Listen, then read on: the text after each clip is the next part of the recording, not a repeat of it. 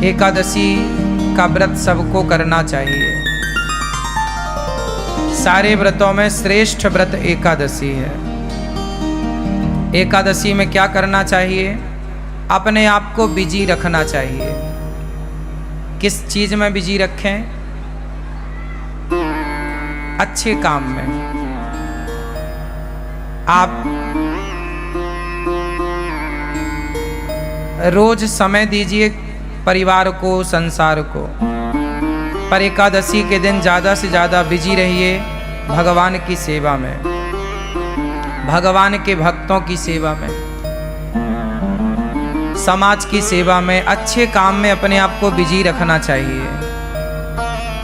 भगवान की सेवा में मस्त रहो।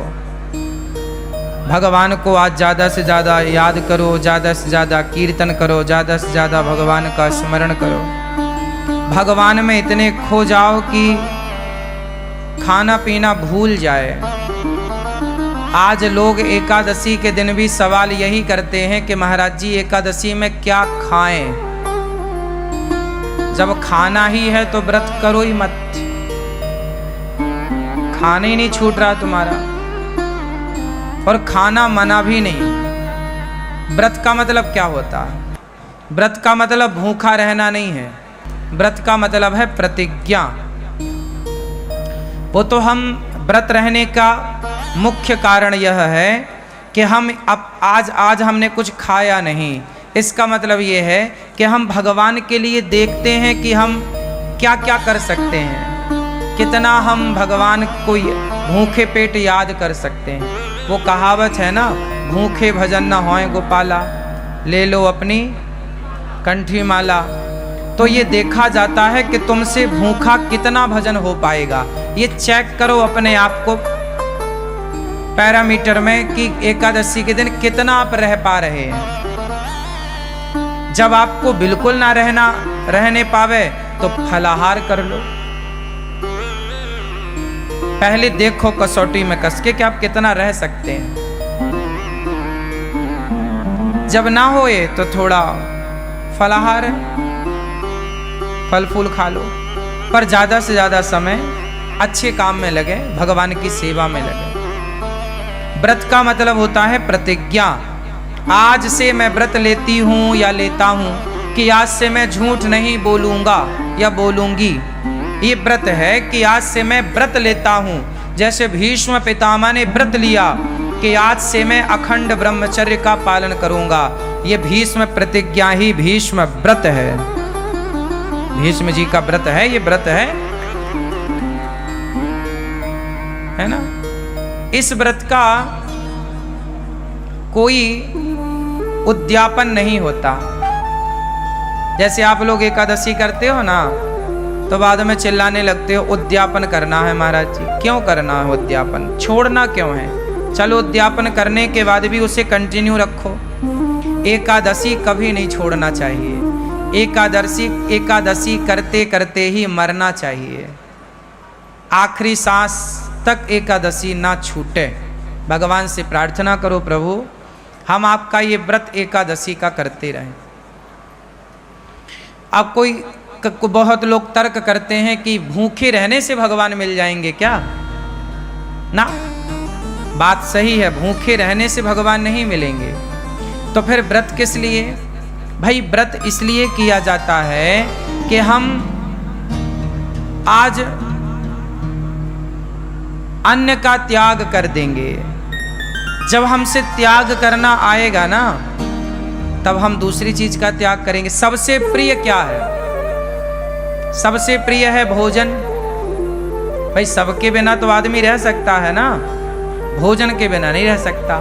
तो जो हमारा सबसे प्रिय है भोजन, हे प्रभु हम उसका भी त्याग करके ये बताना चाहते हैं कि हमारे प्रिय भोजन नहीं, आप भोजन से ज्यादा प्रिय हमें हो।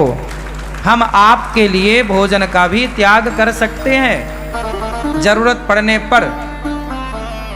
तो एकादशी के दिन हम एक दिन प्रभु को ये बताते हैं कि प्रभु हम आपको भूले नहीं, देखो हम अपनी प्रिय वस्तु का त्याग कर रहे हैं। सबसे प्रिय होता है चावल। क्यों? हमारे देश में सबसे ज्यादा चावल खाया जाता है, हाँ या ना? छत्तीसगढ़ में और उड़ीसा का तो मैं जानता हूं। उड़ीसा और छत्तीसगढ़ ये दो राज्य ऐसे हैं जहां रोटी कभी कभी बनती है। यहाँ पर 10 दिन में एक बार कभी बन गई तो बन गई। छत्तीसगढ़ में तो कभी 15 दिन 20 दिन में कभी रोटी बन गई घर में तो बन गई, वरना दाल चावल या सब्जी चावल यही चलता है, हाँ या ना? आप में से भी अब जैसे पंजाब में पंजाब है, पंजाब के ऊपर हिमाचल और जम्मू इत्यादि प्रांतों में क्या है, वहां राजमा चावल है। क्या चलता है?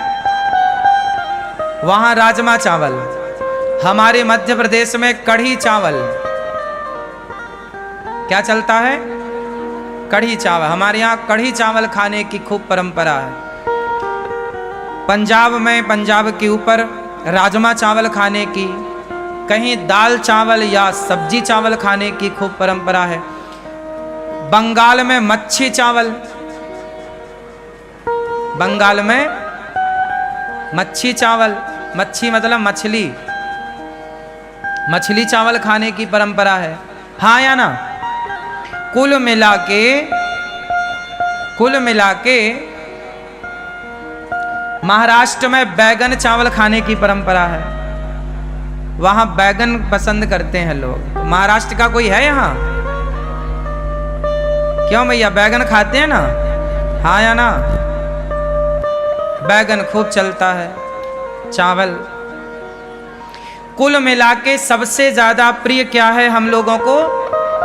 चावल। और बात सही भी है, चावल के बिना पेट भी नहीं भरता। रोटी कितनी भी खा लो, पर जरा सा चावल जब तक ना हो ना, अधूरा अधूरा है।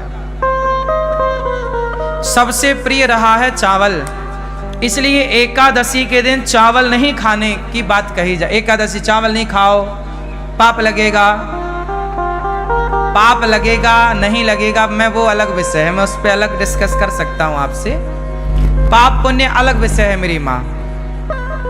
लेकिन चावल ना खाने का तात्पर्य मुख्य यह है एकादशी के दिन कि हे प्रभु, हमारा सबसे प्रिय भोजन चावल है, लेकिन आज एकादशी है, आज हम आपके लिए उस प्रिय वस्तु का त्याग करेंगे, क्योंकि उससे ज्यादा प्रिय हमें आप हैं, आपको आगे करते हैं, इसलिए चावल नहीं खाते।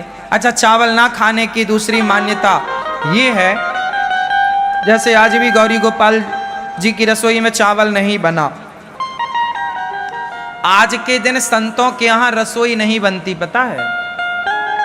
आज के दिन संतों के आश्रमों में चूल्हा नहीं जलता, पर गौरी गोपाल आश्रम में जो आपको एकादशी में जैसे फलाहार वो यहाँ पे चल रहा है कि भाई एकादशी में भी आप दूर दूर से आते हैं, हमारा धर्म है कि आपका पेट भरा रहे। इस भाव से यहाँ पर एकादशी के दिन भी व्रत वाला सबको बट रहा है। आप लोगों ने भी पाया होगा आज व्रत वाला, पाया कि नहीं? किस किस ने पाया आज व्रत वाला? तो व्रत वाला चल रहा है, बाकी दिन यहाँ दाल चावल सब्जी रोटी चलती है। एकादशी के दिन क्या हुआ था? जब एकादशी प्रकट हुई, एकादशी का जन्म कहाँ से हुआ? भगवान श्रीमन नारायण से। जब पाप ज्यादा बढ़ने लगा तो भगवान नारायण ने एकादशी को प्रकट किया। कहा जाओ, एक राक्षस था, उस राक्षस के लिए भगवान ने एकादशी को प्रकट किया। एकादशी से कहा भगवान ने, जाओ पाप को समाप्त करो। अब सारे पाप जो थे वो सारे जा जाके छिपने लग गए। कोई पाप कहीं छिपा तो एकादशी ने उसे मारा, कोई पाप कहीं छिपा एकादशी ने उसे मारा। फाइनल सारे पापियों को एकादशी ने मारा। और एकादशी ने वार्निंग दी, क्यों? किसी ने पापों को पनाह तो नहीं दी, छिपने को जगह तो नहीं दी, सबने मना कर दिया, ना ना ना, हमने नहीं जगह दी, सब पाप खत्म हो गया। परंतु कुछ पाप चावल में जाके छिप गया। और चावल ने उसे जगह दे दी। तो एकादशी ने कहा कि सब खत्म पाप? बोले हाँ। बाद में पता चला कि चावल ने पनाह दी, जगह दी छिपने की। एकादशी ने कहा कि तुमने पाप को जगह दी है, जाओ आज से तुम्हारे भीतर एकादशी के दिन पाप का ही वास होगा। समस्त पाप सारे जगह से निकलकर, प्रत्येक प्राणी के पाप निकलकर एकादशी के दिन चावल में समा जाएंगे, और जो एकादशी को चावल खाएगा वो सारे पाप उसके भीतर आ जाएंगे। इसलिए एकादशी के दिन चावल में पाप का वास होता है। जैसे संडे के दिन, रविवार के दिन तुलसी में भगवान श्रीमन नारायण का वास होता है, इसलिए संडे के दिन तुलसी को नहीं तोड़ते, क्योंकि वो अपने पति के संग होती है, इसलिए स्पर्श करके डिस्टर्ब नहीं करते। संडे को तुलसी क्यों नहीं तोड़ते? क्योंकि संडे के दिन तुलसी में भगवान श्रीमन नारायण का, भगवान विष्णु का वास होता है।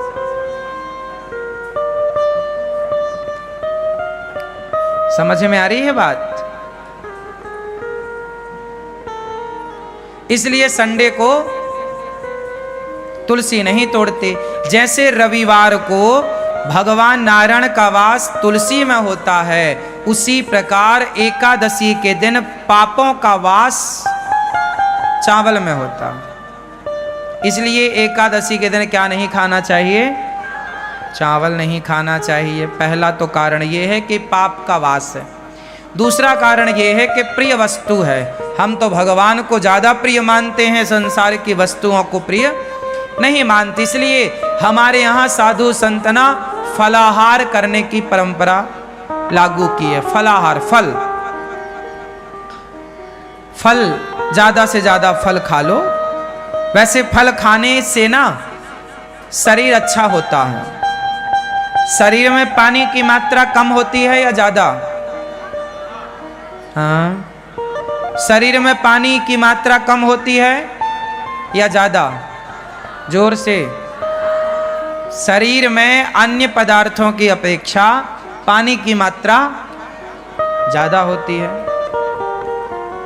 बॉडी में पानी ज़्यादा होता है और फलों में भी पानी की मात्रा ज़्यादा होती है। बोलो हाँ। तो बॉडी भी हमारी पानी ज़्यादा चाहती है और फलों में भी तरलता होती है, इसलिए फल हमारी बॉडी के लिए अनुकूल है।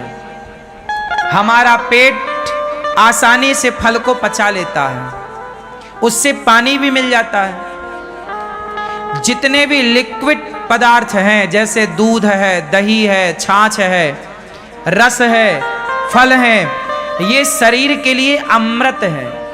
जब पेट को फल मिलता है ना, तो पेट नाचने लग जाता है। पेट को जब फल मिलते हैं तो पेट ताजगी से भर जाता है, क्योंकि फलों में रस है ना, तो बॉडी उसे स्वीकार कर लेती है। जबकि पिज्जा, बर्गर, चाउमीन, ये सब क्या करते हैं? जैसे आपने कभी प्रैक्टिकल करके देखना, आप ज्यादा पिज्जा खाओगे, बर्गर खाओगे तो आपको प्यास ज्यादा लगेगी। क्यों लगेगी? क्योंकि वो चीजें आपके अंदर के पानी को खत्म कर देती हैं, सोख लेती हैं। जैसे आप दाल बाटी खाओ, प्रैक्टिकल कर लेना, आप में से कितने लोगों ने दाल बाटी खाई है? खाई है? तो दाल बाटी खाने के बाद प्यास ज्यादा लगती है क्या? ये बात सही है? हाँ या ना? क्यों लगती है? क्योंकि बाटी जो होती है, पेट के अंदर जाती है, वो सारा पानी सोख लेती है। पानी की हो जाती है कमी, तो वो पानी चाहती है। कुछ चीजें ऐसी हैं जो पानी ज्यादा चाहती हैं। अच्छा, आप फल खाइए, फल खाने के बाद आपको प्यास नहीं लगेगी, क्योंकि वो बॉडी के पानी को और बढ़ाएगी। हाँ या ना? तो आप समझिए जो विज्ञान, शरीर का जो साइंस है, विज्ञान है, इस पर थोड़ा विचार किया करिए। आज लोग बीमार क्यों पड़ते हैं? वो चीज खाते हैं जो शरीर एक्सेप्ट करता ही नहीं। अब तुम हड्डी चबा रहे हो मुर्गा की, अब हड्डी तो कुत्ता चबाता है, अब तुम मुर्गा की टांग चबा रहे हो। तो ये तो सब कुत्तों के आचरण हैं, इंसानों के नहीं है। इसलिए आप लोगों के जीवन में आप लोग समय के पहले बूढ़े हो जाते हैं, समय के पहले आंखों में कम दिखने लग जाता है, समय के पहले बीमारियां आ जाती हैं, समय के पहले बुढ़ापा आ जाता है, समय के पहले कमजोरी आ, इसलिए क्योंकि आपने खान पान गलत किया।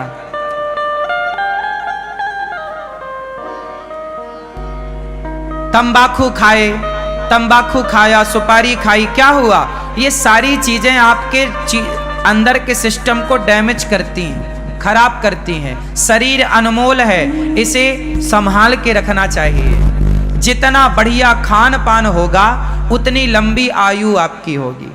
अच्छी हवा लो, गहरी हवा, सांस, खूब बढ़िया प्राणवायु लंबी होनी चाहिए आपकी। लंबी भस्त्रिका प्राणायाम करो, गहरी सांस लो, थोड़ा सा टहलो, नंगे पांव थोड़ा चला करो, पांव में थोड़ा कंकड़ चुभने चाहिए, एक्यूप्रेशर होता है। खान पान बढ़िया हो तो इससे सब ठीक होता है। तो कुल मिला करके आप लोग ठीक रहेंगे, इसके लिए आपको क्या करना पड़ेगा?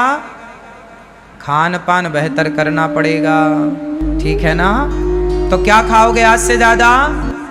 जोर से फल। इसलिए हमारे ऋषियों ने आपको व्रतों में फल खाने की बात कही है, लेकिन आप साबूदाना के बड़े बना बना के खाते हो।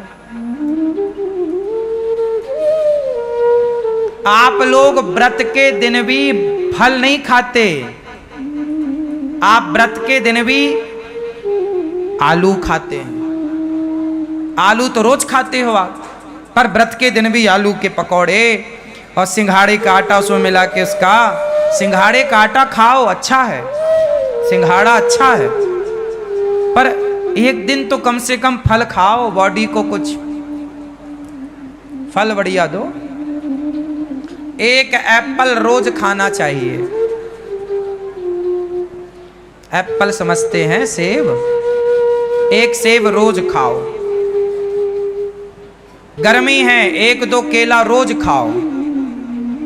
गर्मी है, जामुन आने लग गई, जामुन रोज खाओ। जब तक जामुन का सीजन चले रोज जामुन खाओ। जामुन ही एक ऐसा है फल जो अंदर साल भर में यदि हमारे पेट में कोई बाल वाल चला जाता है, बाल, ये बाल होते हैं ना, कई बार जाने अनजाने में हमारे मुंह के अंदर पेट में बाल चला जाता है। जैसे गाय का दूध पीते हैं तो गाय का बाल भी चला जाता है। आप लोग तो सब छान के पीते हैं, फिर भी जो पहले के लोग तो ताज़ा दूध निकाल के पी लेते थे, तो संभावना ज़्यादा थी। और आज कई बार आपके रोटी में, चावल में बाल आ जाता है ना मुंह में, आप फिर बाल निकालते हो, ये देखो ये, हाँ या ना? स्वाभाविक है, बनाते बनाते कई बार उड़ करके कहीं से कहीं पहुंच जाता है, रोटी में आ जाता, सब्जी में आ जाता। बड़ा टुकड़ा है तो निकल जाता है, छोटा बारीक बाल हुआ तो वो तो सीधा पेट में चला जाता। ये बाल इत्यादि जैसी चीजें जामुन पचाती है, पता है आपको? ये बात पता है? जामुन क्यों खाना चाहिए? जामुन ही ऐसी है जो साल भर में जो पेट में नहीं पचता उसे जामुन पचा देती है। इसलिए मौसमी फल जरूर खाने चाहिए। मौसमी फल मीन्स मौसम का फल। जैसे जामुन 12 महीने नहीं मिलती, कब मिलती है? आषाढ़ में मिलती। अब जैसे वैशाख आषाढ़ पानी गिरेगा, जामुन की भरमार होगी। जामुन का सीजन ज्यादा से ज्यादा 15-20 दिन का होता है, अधिक से अधिक। क्यों? और गहरा लो तो 1 महीना मान लो, पर फिर भी 20 दिन तो बढ़िया, 20 दिन ही है जामुन, इससे ज्यादा नहीं है। खूब खाओ जामुन, बच्चों को खिलाओ। हाँ, तो हमें एकादशी के दिन क्या खाना चाहिए? कोई साबूदाना नहीं, कोई आलू नहीं, कोई पदार्थ नहीं, केवल फल।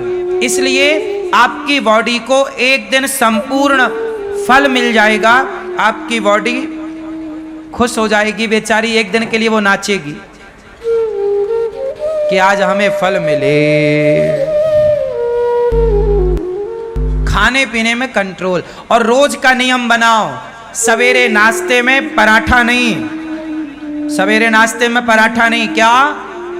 एप्पल, केला, बनाना, या तो सेब खाओ, केला खाओ, चीकू खाओ। क्या क्या आता है बाजार में? बहुत सारी चीजें आती हैं, हमें नाम कम पता होता है।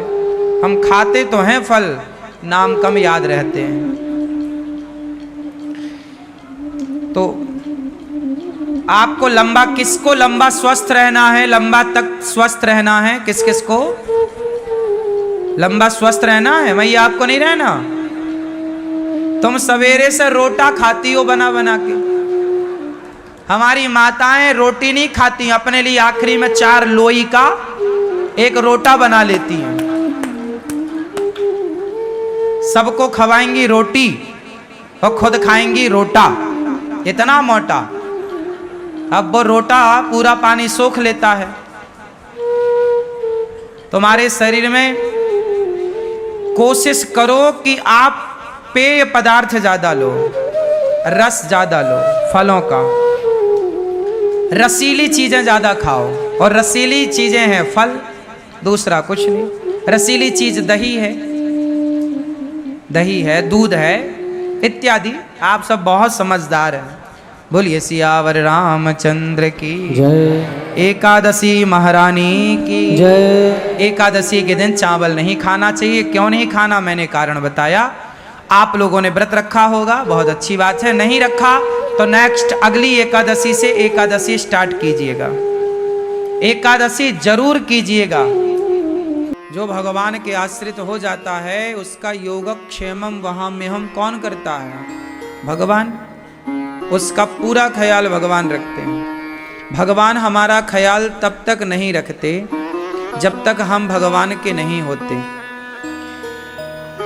शादी के पहले लड़की का ख्याल माँ बाप रखते हैं। बीमार पड़ जाए तो दवाई माँ बाप कराएंगे, कुछ भी हो तो लड़की की देखरेख माँ बाप के हाथ में है। लेकिन जिस दिन से विवाह होता है, विवाह होने के तुरंत बाद से उस लड़की की अब पूरी जिम्मेदारी माँ बाप की नहीं है,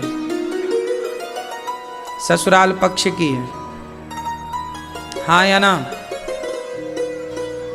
पूरी जिम्मेदारी। यदि उसके बीमारी पे लाखों रुपए खर्च होगा तो ससुराल पक्षी लगाएगा, और यदि वो कमाती है और कमाई का पैसा है वो भी ससुराल पक्षी रखेगा, पति ही रखेगा, वो ही रखेगी। कुल मिलाकर जब तक वो पति की नहीं भई तब तक जिम्मेदारी पिता की थी। पति की हो जाने के बाद तो जिम्मेदारी पति की है ना। तो हम जब तक भगवान के नहीं होते तब तक जिम्मेदारी हमारी होती है, हमारे सुख दुख की। पर जब हम भगवान के हो जाते हैं तो जिम्मेदारी भगवान की हो जाती है, हमारे सुख दुख की। इसलिए भगवान के बस हो जाओ, बस हो जाओ। हम हाथ उठाकर कहते हैं हम हो गए राधा रानी के। हम हाथ उठाकर कहते हैं हम हो गए राधा रानी के। हम हो गए श्यामा प्यारी के। हम हो गए श्यामा प्यारी के। हम हो गए श्यामा प्यारी के। हम हो गए श्यामा प्यारी के। हम हाथ उठाकर कहते हैं हम हो गए राधा रानी के। हम हाथ उठाकर कहते हैं हम हो गए राधा रानी के। एक बार भगवान के हो जाओ, यदि हो गए तो काम बन जाएगा। समस्या जानते हो क्या? हम हो नहीं पाते। हम किसके बने रहते हैं? जगत के। हम इनके हैं, हम उनके हैं, हम उनके हैं। सबके बनोगे कोई फायदा ना होगा, बने रहो, भगवान के बन जाओ ना। और कितना बनोगे दुनिया का, ये दुनिया के बनने में बड़ा नुकसान है। मैया, ओ पीली मैया बैठो, मेरी माँ काहे खड़ी, भैया बैठ जाओ, लाला जगह बैठने की है तो। मैया क्यों नहीं बैठती तू, बैठो मेरी माँ, सब बैठ जाओ, भैया आप भी बैठो, सब बैठो, जगह बैठने की है, मस्त बैठो, नहीं बैठा जाए थोड़ा लेट भी लो, कोई दिक्कत नहीं है, खड़े मत रहो। तो जैन परिवार, दिलीप भैया, मीना मैया आप आए, श्रीमती ज्योति जैन जी, कन्हैया जैन आपके पुत्र वधू हैं, श्रीमती मेघा जैन, सौरभ जैन जी, श्रीमती कीर्ति जैन, रचित जैन और समस्त जैन परिवार पितरों की तृप्ति के लिए, मंगल कामना, भगवान की कृपा के लिए ये कथा का आयोजन कर रहे हैं। भगवान आपकी कामनाएं पूरी करें, जो आपकी इच्छाएं बिहारी जी पूरी करें, और यही आपके जीवन में धन धान्य, माँ सरस्वती, माँ लक्ष्मी की कृपा बनी रहे, ताकि आप इस तरह सदा सदा के लिए धाम से, भगवान से जुड़े रहें। साथ ही हमारी मैया श्रीमती भारती साहब जी, श्री भास्कर साहब जी, रायपुर से हैं आप, छत्तीसगढ़ से। श्रीमती मैया हमारी भारती मैया बड़े प्रेम से कथा आप सुन रही हैं और अपने जीवन को कृतार्थ कर रही हैं। श्रीमती कमला देवी साहू, कहाँ है कमला मैया, मैया सासू मैया हो। श्रीमती अरुण कुमार साहू जी, साले साहब हैं ये। श्रीमती रेवती बाला साहू, स्वर्गीय डॉक्टर पूर्वा साहब, पुत्री की आत्मा, उनके कल्याण के लिए कथा का आप आयोजन करा रहे हैं। श्रीमती रेखा साहू, श्रीमती दुर्गा प्रसाद, श्री दुर्गा प्रसाद साहू, समस्त साहू परिवार। ये हमारी मैया है ना भारती मैया और श्री भास्कर साहब जी, इनकी एक ही बेटी थी, क्यों, और वह बेटी भी अकस्मात भगवान के घर चली गई 28 वर्ष की आयु में। क्यों, भगवान के घर चली गई, एक ही संतान थी और वो भी भगवान के पास चली गई। आदमी ऐसा जब दुख देखता है, कोई भी व्यक्ति जब ऐसा दुख देखे तो वो टूट जाता है, परेशान हो जाता है। लेकिन जब दुख हमें दुख देता है, बेटी का जाना या बेटे का जाना, जब हमें वो दुख सताता है, उसी समय इन्हें भगवान की कथा मिल गई और मानो ये डूब रही थी दुख के सागर में, लेकिन भगवान की कथा ने थाम लिया और अब भगवान की भक्ति में ऐसी मस्त हो गई मैया कि धीरे धीरे अब वो दुख समाप्त हो गया, क्योंकि इन्हें जीवन के उद्देश्य का पता लग गया। रोता कौन रहता है, रोता वही है जो अज्ञान में डूबा है। ज्ञान कहता है कि ये संसार का नाम मृत्यु लोक है। बेटी के जाने पर भी मैया देखो भागवत सुन रही हैं, भगवान से इतने निकट हैं। क्यों, आदमी तो जरा कष्ट आए, बेटी चली गई, बेटा चला गया, अब तो हम भगवान को नहीं मानेंगे, पहले बहुत मानते थे अब नहीं मानेंगे। सबसे पहले दुनिया के लोग संबंध भगवान से तोड़ते हैं, अब नहीं मानेंगे भगवान को। भगवान की पूजा करते तो थे, देखो बेटा चला गया, बेटी चली गई, लोग भी यही ताने मारते हैं कि तुम तो इतने बड़े पुजारी थे, इतनी पूजा करते थे, फिर तुम्हारा काहे बेटी और बेटा चला गया। ये सवाल दुनिया का है। अच्छा एक बात बताओ, चलो आपका संबंध भगवान से था, आप भक्ति करते हैं और भक्ति करने के बाद, इतनी भक्ति करने के बाद भी आपकी बेटी चली गई या बेटा चला गया, तो लोग कहते तुम तो इतनी भक्ति करते थे, क्यों चले गए? तो मेरा सवाल सबसे है कि जो लोग भक्ति नहीं करते, जो भगवान को नहीं मानते, क्या उनके परिवार में बेटी या बेटा या पति या पत्नी क्या भगवान के घर नहीं जाते? क्या उनके घर कोई मरता नहीं है? बोलो कि आप भक्ति करते थे तो ही चला गया, जो भक्ति नहीं करते क्या उनके घर के लोग अमर हैं? उनके घर तो कोई मरता ही ना होगा फिर कभी। क्यों? इन मूर्खों को समझाओ जो ऐसी बातें करते हैं कि जी तुम तो बड़े भक्त थे, फिर ऐसा क्यों हो गया? अरे एक बात बताओ, इस संसार का नाम क्या है? ये जैसे स्वर्ग लोक है, बैकुंठ लोक है, साकेत लोक है, गौलोक है, ब्रह्म लोक है, ऐसे इसका क्या नाम है जिस लोक में हम रहते हैं, आप रहते हैं? क्या नाम है? इस लोक का नाम ही मृत्यु लोक है। किस लोक के वासी हैं आप? हम मृत्यु लोक में रहते हैं। चाहे आप पूजा करो या मत करो, मरना तो पड़ेगा। सवाल ये खड़ा हुआ कि महाराज जी जब मरना ही पड़ेगा, कर्मों का फल भोगना ही पड़ेगा, तो फिर हम भगवान की भक्ति करें क्यों? फिर काहे माथा पच्ची करें? कथाएं क्यों सुने? नाम जप क्यों करें? तीर्थ यात्रा क्यों करें? काहे दान पुण्य करें? क्यों? जब मरना ही है मृत्यु लोक में और कर्मों का दंड भोगना ही है। कहते ना कि संसार को कर्म भूमि भी कहते हैं। जो जस करहि सो तस फल चाखा, यहाँ जो जैसा करता है वैसा पाता है।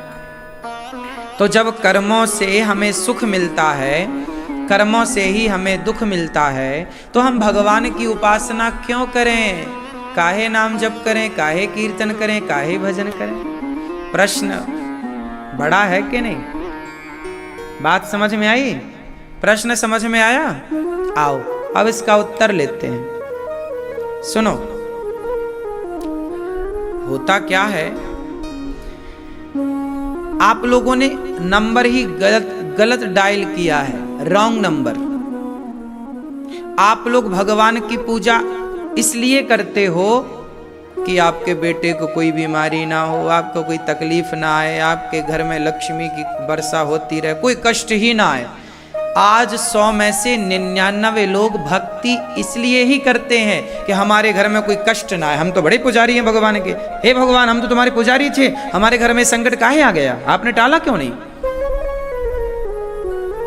आज लोग भगवान की पूजा करते ही इसलिए हैं कि हमारे साथ कोई हादसा ना हो, हमारे घर में कोई कष्ट ना हो, बच्चे खूब सुखी स्वस्थ रहें, लक्ष्मी की कृपा बनी रहे। पूजा लोग करते इसलिए हैं। जबकि मैं आपको बताऊं, ये नंबर रॉन्ग है, गलत नंबर डायल किया आपने। भगवान की पूजा इसलिए हम नहीं करते कि हम अमर हो जाएं, हमारे बच्चे अमर हो जाएं। हर बच्चा, चाहे आपका हो, चाहे इनका हो, इनका हो, हमारा हो, या आने वाली पीढ़ी या बीती हुई पीढ़ी का हो, हर बच्चा, हर व्यक्ति अपनी उम्र लेके पैदा होता है, नहीं होता? मैं जिस दिन जन्म लिया उस दिन मेरी मृत्यु ने भी संग में जन्म लिया।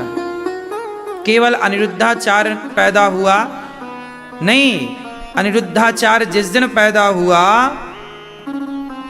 शाम को 8:30 बजे रात्रि को, उसी क्षण मेरे संग मेरी मृत्यु भी पैदा हुई थी। हाँ या ना? और उसी दिन मेरी आयु निश्चित थी कि मुझे कितने दिन के लिए भेजा गया है। आप लोग बताओ, आप वृंदावन आए हैं तो यहाँ आने के बाद आपने डिसाइड किया कि घर कब चलना है, या आने से पहले ही डिसाइड हो गया था कितने दिन में चलना है? बोलो, आने से पहले ही आपने ये डिसाइड कर लिया कि वृंदावन चल रहे हैं, 7 दिन रुकेंगे, 8 दिन रुकेंगे, 10 दिन रुकेंगे, वापस। तो आपके आते ही आपके जाने की टिकट भी हो गई थी, नहीं हो गई? जब आपने आने की टिकट कटाई तो जाने की भी तो संग कटाई। तो ये तय है कि आपको जाना कब है। मेरा भी फिक्स है, मुझे कब मरना है, आपका भी फिक्स है। बस हम जानते नहीं हैं, हमें पता नहीं है कि हमें मरना कब है। वरना हम सबको जाना तो है, चूंकि ये मृत्यु लोक है। आया है सो जाएगा, राजा रंक फकीर, एक सिंहासन चढ़ चला, एक बंधा जंजीर। तो हम पूजा इसलिए थोड़ी करते हैं कि हम कभी मरे ना। अरे मरना तो पड़ेगा भैया। कौन नहीं मरा, नाम बताओ, कौन नहीं मरा। मरना तो पड़ेगा। कोई बच्चा पैदा होते ही चला जाता है? नहीं चला जाता। कोई 5 साल में, कोई 10 साल में, कोई 20 साल में, कोई 50 साल में, कोई 80 में, कोई 100। जाना तो पड़ता है। तो हम भगवान की भक्ति करते किस लिए हैं? रही बात के लक्ष्मी की कृपा बनेगी, भक्ति करेंगे, खूब पैसा आएगा। पैसा आपके मेहनत करने से आता है, पैसा आपके कर्म करने से आता है। भगवान भी उन पर ही कृपा करते हैं जो कुछ करते हैं। कुछ ना करोगे तो फोकट में थोड़ी कोई मिलेगा। हम भक्ति इसलिए करते ही नहीं कि हमारी आयु लंबी हो, हमारे घर में लक्ष्मी आए। हम भक्ति क्यों करते हैं? हे प्रभु, आप लोग बता सकते हो कि आप लोग भक्ति क्यों करते हो? बताओ। भक्ति का उद्देश्य आप लोगों ने तो यही समझा था आज तक के बस हम सुखी रहें, सब प्रकार की कृपा, यही भक्ति है। लोग मंदिर जाके भगवान, हे प्रभु हम सदा सुखी रहें, हमारे घर में कोई कष्ट ना आए। लेकिन जब आता है कष्ट तो आप भगवान के विरोधी बन जाते हैं। क्योंकि ये तो नेचुरल है ना, जैसे लड़कपन। अब आप भक्ति करो, हे भगवान हम सदा बच्चे ही रहें, जवान ना हो। कर लो, कौन सी भक्ति करोगे कि तुम जवान ना हो? जवान। अब हे भगवान हम सदा जवान रहें, हम बुढ़े ना हो। कौन सी भक्ति ऐसी है जो तुम्हें बूढ़ा होने से रोकेगी? ये तो प्रकृति का नियम है। लड़कपन, जवानी और बुढ़ापा, और बुढ़ापे के बाद फिर और जर्जरता, और बुढ़ापा, अधिक बुढ़ापा। चला ना जाए, खड़ा ना हुआ जाए। बूढ़ा आदमी बिल्कुल कहाँ चल पाता है, पकड़ के चल जाते हैं। तो फिर अब भक्ति आप करो, कहो हे भगवान हम बूढ़े ना हो कभी, वाह अच्छे मिले तुम। अब मुझे आप सब लोग बताओ कि आप लोग भक्ति क्यों करते? भक्ति का मूल कारण क्या है? क्यों करनी चाहिए भक्ति? क्यों जाना चाहिए मंदिर? काहे के लिए? आप बताओ मैया, क्यों करती हो आप भक्ति? क्या चाहती हो भगवान से? हरी मैया नहीं है? कर्म अच्छे करने के लिए भक्ति करती हो। कर्म तो यूं ही अच्छे कर लोगी बिना भक्ति के। जो भक्ति नहीं कर रहे हैं वो भी बहुत अच्छे कर्म कर रहे हैं कई लोग। देखो, आपको लक्ष्य पता ही नहीं, धनुष लिए खड़े तो हैं, बाण लिए, पर कहाँ मारे, कहीं निशाना कोई पता ही नहीं मारे कहाँ। मंदिर जा तो रहे हैं, पता ही नहीं कि काहे जा रहे हैं, पता ही नहीं। जा रहे हैं, सब जा रहे हैं तो हम भी चलें। यही तो भेड़ चाल है, इसीलिए लोगों को फायदा नहीं मिलता। आप बताओ चश्मा वाली भैया, भक्ति काहे करते हैं, मंदिर काहे जाते हैं? हैं? जीवन सफल बनाने के लिए। कैसे बनेगा जीवन सफल? हाँ? आनंद, आनंद के लिए जाते हो क्या? अच्छा, केवल मुस्कान के लिए भक्ति करते हो? अच्छा मैया बताओ तुम भक्ति काहे करती हो? बताओ मेरी माँ। नहीं बताओगी ना? बैठे बैठे हैं? ईश्वर को पाने के लिए क्या करोगे पाके भगवान को? चलो मिल गए आपको भगवान माना की, तो क्या करोगे पाके? बात करोगे उनसे? कितनी देर? कितनी देर देखोगी? कितना बात करोगी? मन तो भर जाएगा 2 दिन में। फिर आप बताओ, पीली लाल मैया, लाल पीली मैया, आप बताओ हैं? भक्ति के लिए, मन की शांति, ठीक, ये दोनों लाल मैया बताएंगी। हाँ, अभी मन में शांति नहीं है। मंदिर जाते हैं तो मन को शांति मिलती है, ठीक है, मिलती तो है, ये बात तो सही है, लेकिन क्लियर जवाब नहीं मिल रहा हमें संतुष्टजनक है। हाँ, हम भक्ति क्यों करते हैं, हम भगवान की आराधना क्यों करते हैं? हे प्रभु, इसलिए नहीं कि हम मरे ना, इसलिए नहीं कि हमारे घर में खूब पैसा हो ना प्रभु, वो तो आपकी मर्जी, आपको देना है दो, नहीं देना मत दो। बच्चे परिवार आपका दिया है, आपका है, आप जानो, आपका काम जाने। हम भक्ति इसलिए करते हैं कि प्रभु हमारे करोड़ों जन्म हो गए, बार बार हम आते हैं फिर मर जाते हैं, फिर जन्म लेते फिर मर जाते, फिर जन्म लेते फिर मर जाते, फिर जन्म लेते फिर पुनरपि जननम पुनरपि मरणम पुनरपि जननी जठरे शयनम।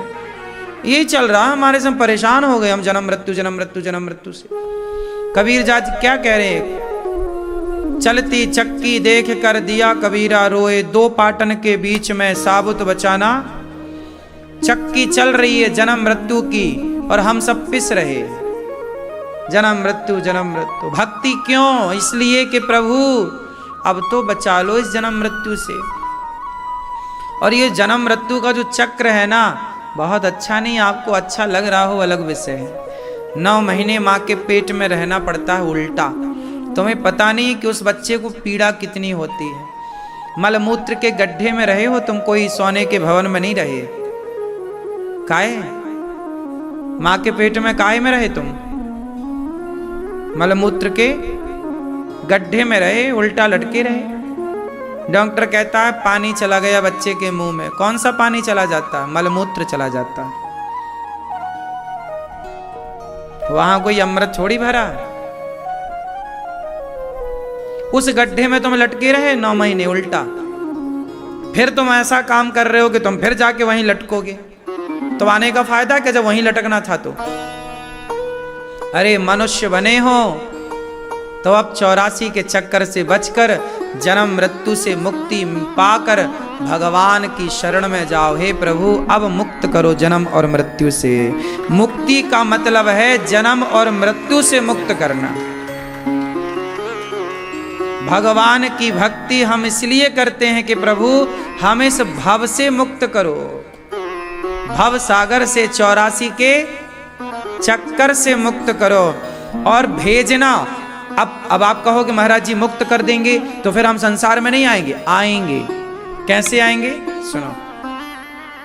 हे प्रभु जब हम मुक्त हो जाते हैं एक बार, यदि एक बार आप मंत्री बन गए, जैसे गृह मंत्री आप एक बार बन गए या प्रधानमंत्री आप बन गए एक बार, तो आप एक बार यदि प्रधानमंत्री बन गए तो फिर भारत के प्रधानमंत्री यदि अमेरिका जाएंगे तो वो अपने पैसे से नहीं जाएंगे, फिर वो सरकार के खजाने से जाएंगे, सरकारी खर्चे से जाएंगे। प्रधानमंत्री जहां भी जाएंगे अपने पैसे से जाते हैं कि सरकार राज्य से, देश के पैसे से? बोलो। हाँ, वो जो भी बात करते हैं वो अपनी बात नहीं करते, देश के लिए बात करते हैं। चाहे वो अच्छा बोलें या बुरा बोलें, बोलेंगे वो देश के लिए। वो पूरे भारत का प्रतिनिधित्व कर रहे हैं ना। क्यों? बात सही है। यही है मुक्ति। एक बार जैसे प्रधानमंत्री आप बन गए तो फिर दुनिया में कहीं भी जाओ आपको वीजा की जरूरत नहीं पड़ेगी, आपका तुरंत काम होगा, लाइन में नहीं लगना पड़ेगा सबकी तरह। क्यों जी? बात सही है? सही है कि नहीं? उसी तरह एक बार तुम 84 के चक्कर से मुक्त हो गए मतलब तुम प्रधानमंत्री बन गए, और फिर बन जाओगे जब भगवान के हो जाओगे 84 के चक्कर से, उसके बाद फिर भगवान से तुम कहना कि प्रभु हमें यहाँ जाना है, तो फिर भगवान अपने खर्चे से भेजेंगे, फिर आपका जन्म होगा। जैसे मीराबाई, तुलसीदास जी, सूरदास जी, रैदास जी, ये कौन हैं? ये ऑलरेडी पहले मुक्ति पा चुके हैं, पर फिर भी भगवान ने कहा जाओ, संसार में अधर्म बढ़ रहा है, जरा जाओ भक्ति का प्रचार करके आओ। तो हम लोग आते तो हैं, मगर भगवान भेजते तो हैं, पर अपना प्रचारक बना के भेजते हैं, अपने अंडर में रखते हैं सदा। इसलिए फिर यहाँ आके भी सूरदास जी क्या कर रहे हैं? भक्ति का प्रचार। मीरा जी क्या कर रही हैं? भक्ति का प्रचार। तो मुक्ति पाओगे, फिर भी संसार में आओगे, लेकिन अब भगवान के बन करके आओगे। अब गारंटी भगवान की है कि फिर तो मुक्त हैं ही। अब मीराबाई का कोई कह सकता है कि वो नरक जाएंगी? सवाल ही खड़ा नहीं होता। क्यों? तुलसीदास जी, सूरदास जी, रैदास जी, रसखान, मैया सोलो मेरी माँ। अब बताओ क्या इन लोगों की मुक्ति में कोई संकट है? मीराबाई की मुक्ति में बोलो, क्या तुलसीदास जी और सूरदास जी की मुक्ति मोक्ष में कोई संकट है? हमारी मुक्ति में प्रॉब्लम हो सकती है, हम नरक जा सकते हैं, हमारी नरक की टिकट कट सकती है, लेकिन मीराबाई की तो नहीं कट सकती। यही हम मुक्त लोग। हे प्रभु, 84 के चक्कर से मुक्त करके एक बार अपना बना लो, फिर जिस लोक में जहां भेजो। और सुनो, ऐसी जो पृथ्वी है ना, एक पृथ्वी थोड़ी है, भगवान की ऐसी करोड़ों पृथ्वियां हैं। कभी इसमें भेज दिया, कभी उसमें भेज दिया, तो अपन भगवान के प्रचारक बन के रहो मस्त, फिर जहां भेजें। बात सही है? ये है मुक्ति। आप लोग पूजा करते हो, पता ही नहीं काहे कर रहे हो। आप कहते हो हे भगवान बहू के बेटा हो जाए, 4 किलो लड्डू चढ़ाऊंगी। अब तुम पूजा कर किस लिए रही हो? कि बहू के बेटा हो जाए, और बेटी हो गई तो वो 4 किलो लड्डू भी कैंसिल कर देती है मैया, बोले अब नहीं खवाएंगे। मांगा बेटा था, हो गई बेटी, अब नहीं चढ़ाएंगे 4 किलो लड्डू। लो भैया, भगवान का तो नुकसान है, 4 किलो लड्डू भी नहीं मिलते। फिर आजकल का आदमी बड़ा स्वार्थी है, भगवान को एक लड्डू चढ़ाएगा 1 किलो, तो वो लड्डू भले 100 रुपया के हों, मांगेगा लाखों की बात। 100 रुपए के बदले करोड़ों का चाहता है, लाखों का। भगवान से भी लोग स्वार्थ लेके जुड़ते हैं। मैं केवल इतना हाथ जोड़ के कहूं कि भगवान की भक्ति करो, पर बीच में स्वार्थ ना हो। क्या ना हो? बोलो। बिहारी जी के मंदिर में पर्दा है कि नहीं? आप गए होंगे ना, बार बार पर्दा पुजारी जी लगा रहे होंगे। काहे पर्दा है? भगवान बिहारी जी कह रहे हैं कि दुनिया के लोगों, जैसे भगवान के सामने पर्दा है, तो क्या आपको भगवान का दर्शन होगा? इंतजार होता है कब पर्दा हटे, कब दर्शन हो। उसी तरह जैसे भक्त और भगवान के बीच में एक पर्दा भगवान को भक्त से दूर कर देता है, उसी तरह जीवात्मा और परमात्मा, भक्त और भगवान के बीच में एक स्वार्थ का पर्दा है। वो स्वार्थ के पर्दे ने बहुत दूर कर रखा है। वो स्वार्थ का पर्दा हटे तो भगवान सामने है। स्वार्थ, आजकल आदमी भगवान से जुड़ता काहे के लिए? कौन जुड़ा है निस्वार्थ? बताओ। कोई लाखों में, करोड़ों में कोई एक होगा जो भगवान से कुछ चाहता नहीं है, लेकिन प्यार करता है भगवान से। बाकी तो सब स्वार्थ लिए हैं। भगवान से हमें ये मनोकामना पूरी करानी है, ये काम कराना। जब आदमी का कहीं काम नहीं होता, कुछ नहीं होता, तब वो भगवान की शरण में जाता है। और भगवान बड़े दयालु हैं। ऐसा नहीं कि भगवान काम नहीं करते। द्रौपदी के वस्त्र चोरी, हरण हुए, दुशासन ने हरण किए, तो भगवान ने, द्रौपदी ने भी तो स्वार्थ में बुलाया था। द्रौपदी ने कृष्ण को कब बुलाया? निस्वार्थ से तो द्रौपदी ने भी नहीं पुकारा। द्रौपदी ने भी तो तभी पुकारा जब साड़ी उतरने लग गई। लेकिन भगवान कहते हैं कि तुम साड़ी उतर रही है तो तुम मुझे बुलाओ, मैं आऊंगा तुम्हारा चीर बढ़ाने। भगवान ये कहते हैं तुम यदि इच्छा लिए बैठे हो और सच्चे मन से उस इच्छा के द्वारा ही मुझे बुलाओगे तो मैं तुम्हारी इच्छाएं भी पूरी करूंगा। भगवान इच्छाएं भी पूरी करते हैं। इसका मतलब ये नहीं कि भगवान कामनाएं पूरी नहीं करते, करते हैं। लेकिन मैं चाहता हूं कि आप कामना लेके भगवान के पास ना जाओ। कामना होगी तो भगवान पूरी करेंगे, लेकिन आप निष्काम होंगे ना तो फिर आप जो कामना कर नहीं सकते वो भी भगवान देते हैं आपको। उदाहरण, सुदामा जी कृष्ण से मिलने द्वारिका गए। बताओ, सुदामा जी कृष्ण से मिलने द्वारिका गए तो क्या कामना लेकर गए थे? उत्तर दो।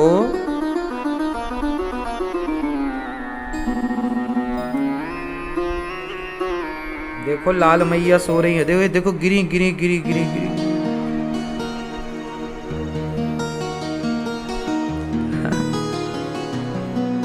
मैया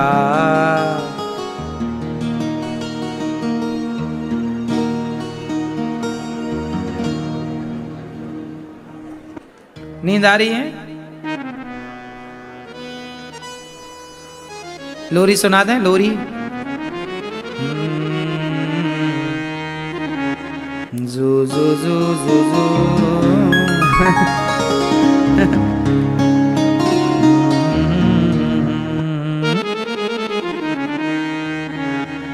सो जाओ मैया मेरी, लोरी सुनाओ।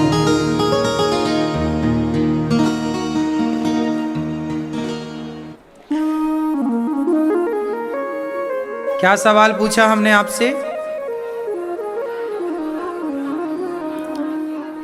सुदामा निष्काम भाव से गए थे कि कोई कामना लेकर गए थे?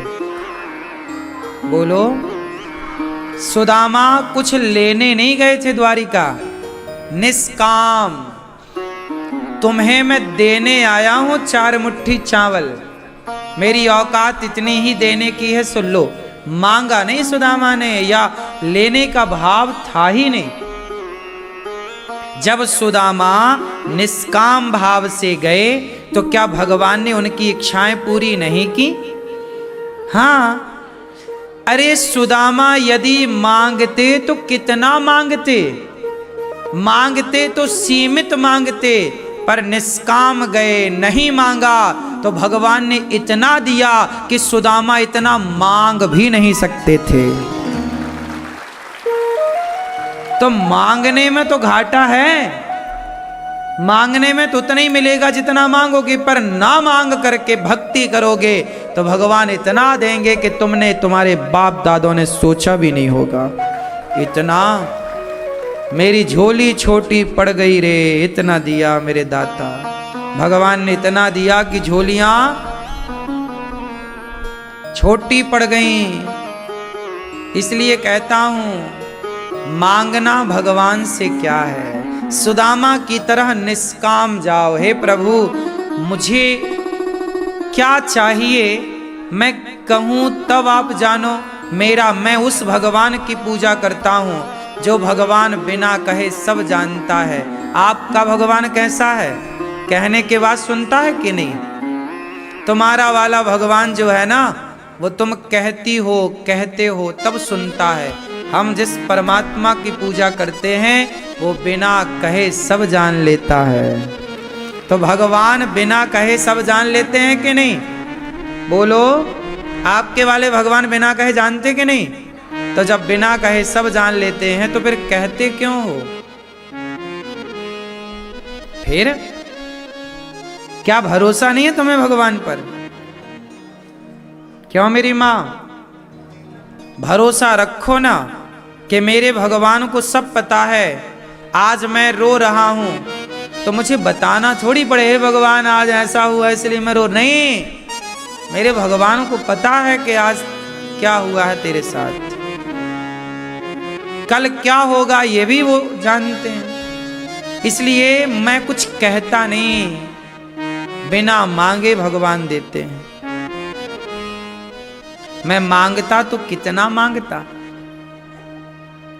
बोलो मेरी मां, सीमित मांगता। इसलिए कहता हूं भगवान से सच्चा प्रेम करो, भगवान में समर्पण करो।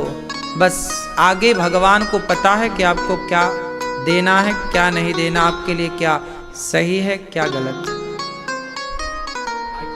आज का व्यक्ति भगवान के चरणों में ना समर्पित नहीं हो पाता, ये बड़ी विडंबना है।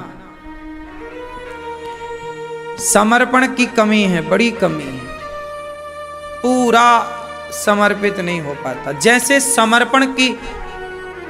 समर्पण का उदाहरण बताऊं, महाभारत का जब युद्ध हुआ तो अर्जुन ने क्या किया, अपने कृष्ण को अपने रथ का सारथी बना दिया।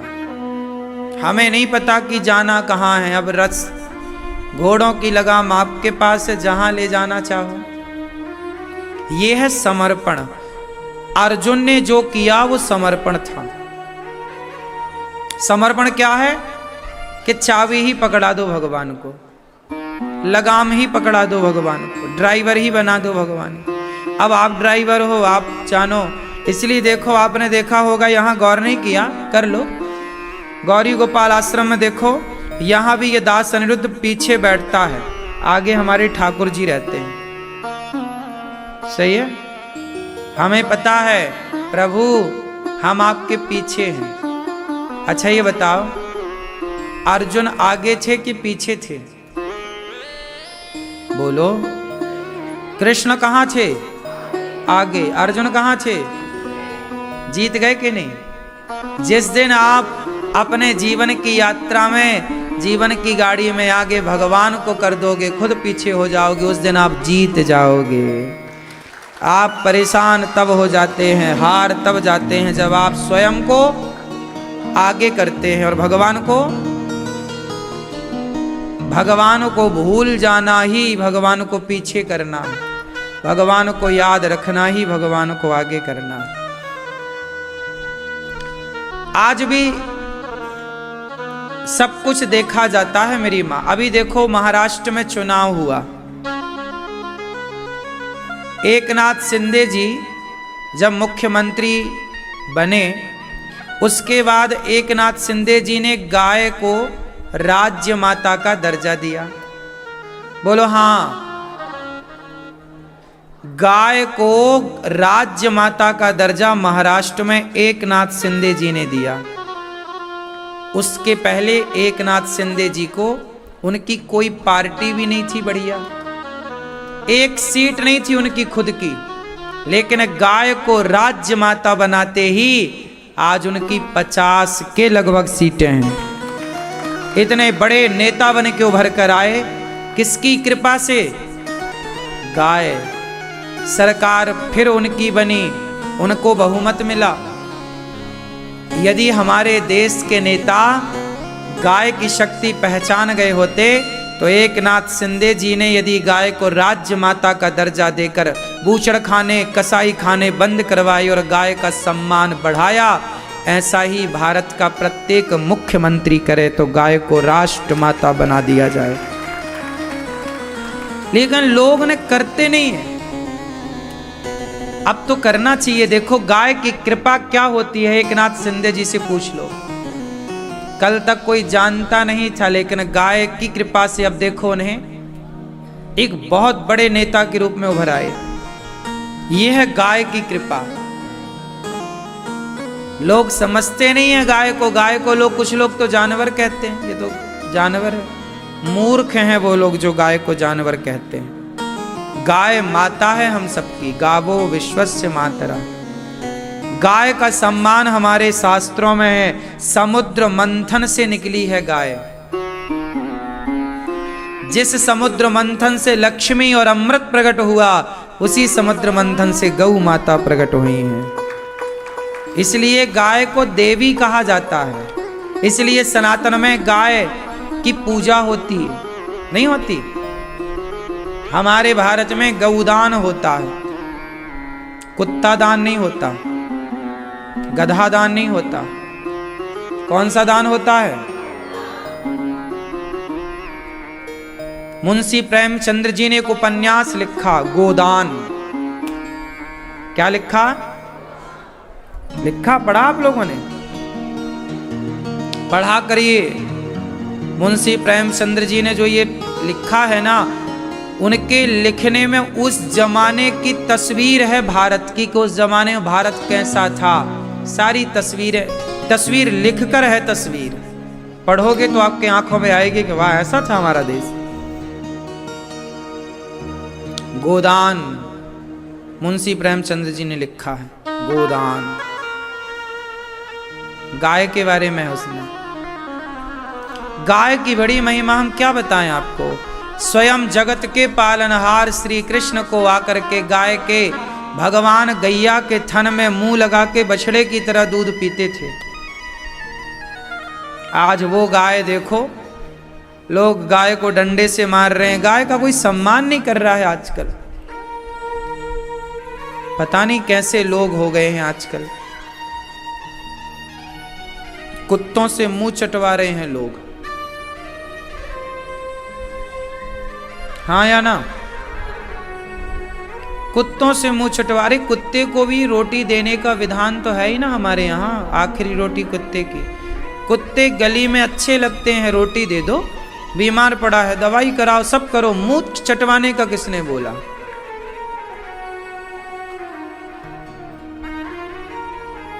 क्यों?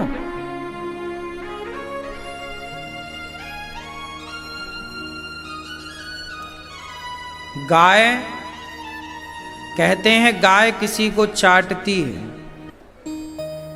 तो गाय जिसको चाटती है तो तब चाटती है जब गाय आप पर प्रसन्न होती है। गाय चाटती है मतलब वो आपको आशीर्वाद दे रही है। आप गाय को बढ़िया खवाओ, सेवा करो, फिर गाय के पास बैठना तो गाय आपको प्यार से चाटेगी। वो चाटती क्यों है? जैसे बछड़े को चाटती है, वो एक प्यार है। गाय का ये प्यार करने का तरीका है। गाय अपने बच्चे को कैसे प्यार करती है? गाय बछड़ा या बछिया को कैसे प्यार करती है? चाट कर। उसका स्वभाव है वो।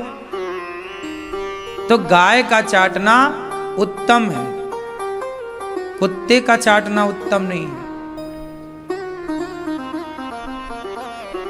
इसलिए गावो विश्वस्य मातरः, गाय सबकी माता। खूब सेवा करनी चाहिए गौ माता की।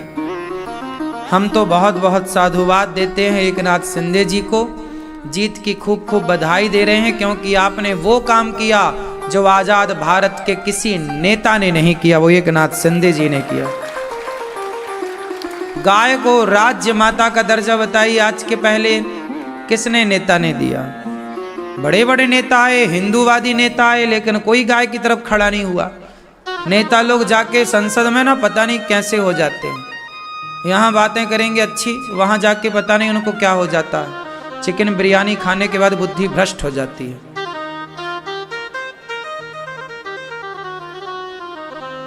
गाय के लिए कोई आवाज ही नहीं उठाते। जिस विषय में नेताओं को बात करनी चाहिए उस विषय में नेता लोग बात नहीं करते। अभी बताओ आप सब लोग, वर्तमान में सबसे ज्यादा हमारे देश को किस चीज की आवश्यकता है? गाय तो ठीक है, गाय के अतिरिक्त मैं पूछ रहा हूं, बताओ आप सब देशवासियों से मेरा सवाल है कि अभी नेताओं को सबसे पहले कौन सा काम करना चाहिए जो इस देश के लिए बहुत जरूरी है? बताओ बताओ क्या करना चाहिए? क्या आवश्यक है अभी इस देश में? बताओ, आप लोग बताओ, भैया बताओ। हैं? आप लोगों को ये सब पता होना चाहिए। आपको पता नहीं, अभी इस देश को सबसे ज्यादा जरूरत है जनसंख्या नियंत्रण की। हिंदुओं की जनसंख्या एक हिंदू 2 बच्चे पैदा कर रहा है, पर हिंदुओं के अतिरिक्त जो और लोग हैं विधर्मी, वो एक आदमी 10-10 बच्चे पैदा करने में लगा है। वो अपनी जनसंख्या क्यों बढ़ा रहे हैं? क्योंकि कल उनकी जनसंख्या ज़्यादा होगी तो उनका ही प्रधानमंत्री होगा, उनका ही राष्ट्रपति होगा। फिर तुम जैसे बांग्लादेश से खदेड़े गए, पाकिस्तान से खदेड़े गए, ऐसे भारत से भी खदेड़े जाओगे। तो अभी ज़रूरत है कि हमारे देश में एक ऐसा कानून बने जो जनसंख्या पर कंट्रोल करे कि भाई ज़्यादा नहीं। यदि आपने 2 से ज़्यादा बच्चे, या जो भी सरकार तय करे, 2-3 इससे ज़्यादा बच्चे यदि तुमने पैदा किए तो तुम्हें सरकारी कोई भी सुविधा कभी नहीं मिलेगी, ना तुम्हें ना तुम्हारे इस बच्चे को। बहुत आवश्यक है अभी जनसंख्या नियंत्रण, लेकिन सरकार का ध्यान कहीं और है, वो ध्यान दे नहीं रही है। कोई नेता जनसंख्या नियंत्रण कानून पे अभी कहाँ, उसकी बात भी नहीं हुई। क्यों जी, बात सही है? जबकि ये कानून मोदी जी को 2015 में ही लेके रख देना चाहिए था, पहली पंचवर्षीय में, जब पहली बार वो प्रधानमंत्री बने। मोदी जी नहीं बनाएंगे जनसंख्या नियंत्रण कानून तो फिर कौन बनाएगा? तो जनसंख्या नियंत्रण जरूरी है। आप लोगों को लगता है कि नहीं? बोलो। आप लोग तो 1-1, 2-2 बच्ची पैदा कर रहे हैं, समय के हिसाब से आप ठीक भी कर रहे हैं, लेकिन ये चीज वो नहीं समझ रहे हैं दूसरे। वो 10-10 बच्चे पैदा करके और जनसंख्या, अब ये बताओ कि जहां 10 होंगे वहां 1 क्या करेगा या 2 क्या करेगा? तुम्हारे बच्चों को तो गाजर मूली की तरह काट दिया जाएगा। क्या कश्मीर से नहीं काट पीट के भगा दिए गए? बोलो। कहावत तो सुनी होगी ना, जिसकी लाठी उसकी भैंस। जिसकी संख्या ज्यादा होती है उसी की तरफ झुकाव होता है। सही है? बताओ, जंगल का राजा कौन? बताओ, शेर का शिकार कौन हड़प लेता है? जंगल में वो कौन है जो शेर का शिकार भी हड़प लेता है और शेर कुछ नहीं कर पाता? बोलो बोलो। नहीं पता? भोली भाली जनता हमारे भारत की कुछ नहीं पता। रोटी को तोती कहते, पानी को पप्पा कहते हैं। जंगल का राजा शेर है, लेकिन शेर शिकार करता है और वहां यदि लकड़बग्घे आ गए, क्योंकि लकड़बग्घे ना एक साथ चलते हैं, 20-20, 10-10, 40-40 का ग्रुप होता है, और उनके होते हुए शेर को ना चाह के भी अपना शिकार शेयर करना पड़ता है। आधा तुम खा लो, आधा हम। और यदि उनकी संख्या ज्यादा हुई तो शेर को भी भगा देते हैं, पूरा वो खाते हैं। ये बात सही है कि गलत है? एक तरफ शेर खाता है, पीछे की तरफ से लकड़बग्घे खाते हैं। शेर कुछ नहीं कर पाता, शेर कुछ नहीं कर पाता लकड़बग्घों का, क्योंकि एक लकड़बग्घा होए तो शेर कर भी ले, 2 होए तो कर भी ले, 20 हैं, 50 ऐसे ही। इसलिए जंगल का राजा शेर है, ये कहना समझदारी नहीं है। जंगल का राजा वही है जिसमें संगठन है, संगठित जो है वो जंगल का राजा। इसलिए कहता हूं सनातनी हो, संगठित रहो तो राज करोगे, और बिखर गए इसलिए तो कहा कि बटोगे तो कटोगे। इसलिए संगठित रहो। और आज का हिंदू संगठित नहीं है, जातियों पे बटा है। मैं गुज्जर, मैं ठाकुर, मैं जाटव, मैं यादव, मैं फला, मैं ब्राह्मण, मैं क्षत्रिय, मैं वैश्य, मैं शूद्र, बट गया। याद रखना, शेर का शिकार भी लकड़बग्घे छीन लेते हैं, क्योंकि वो संख्या में ज्यादा है।